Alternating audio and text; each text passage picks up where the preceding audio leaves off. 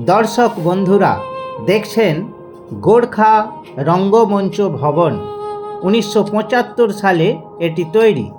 দার্জিলিং ম্যাল road থেকে মাত্র 5 minute হাঁটলেই এখানে পৌঁছানো যায়। এখানে রয়েছে বস্ত্র বিক্রির বিপুল সম্ভার। মার্কেটিং করতে পারেন। ফাস্টফুডের দোকানও রয়েছে প্রচুর। দেখাবো, এই ভিডিওর শেষ দিকে রয়েছে গোর্খা রঙ্গমঞ্চের ফ্রন্ট ভিউটা দেখানোর চেষ্টা করছি।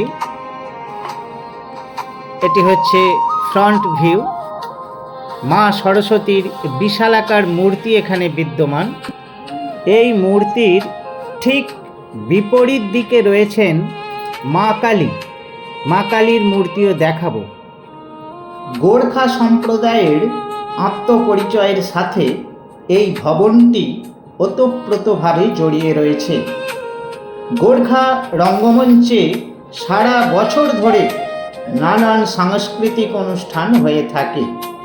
নেপালি ভাষার আদি কবি ভানুভক্ত আচার্য, যিনি নেপালি ভাষায় রামায়ণ রচনা করেছিলেন, তাঁর নাম অনুসারে এই ভবনের নাম ভানু ভবন। এই নামটি বেশি পরিচিত। দেখছেন গোর্খা রঙ্গমঞ্চ ভবন, দার্জিলিং। বস্ত্র মার্কেটটা দেখুন। এরপর দেখাবো ফাস্ট ফুডের স্টলগুলি।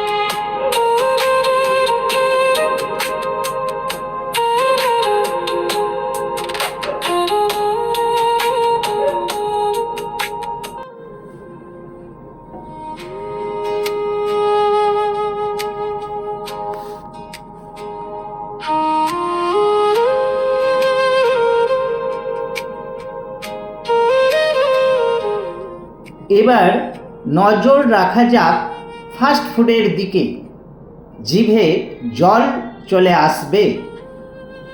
মিট বল chicken, wings chicken, leg piece chicken, pakora, chilli chicken, fried rice, chicken chowmein, chicken momo সবই মিলবে।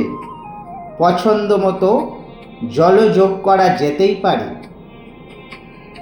চিকেন শেফালি পাওয়া যায় এখানে।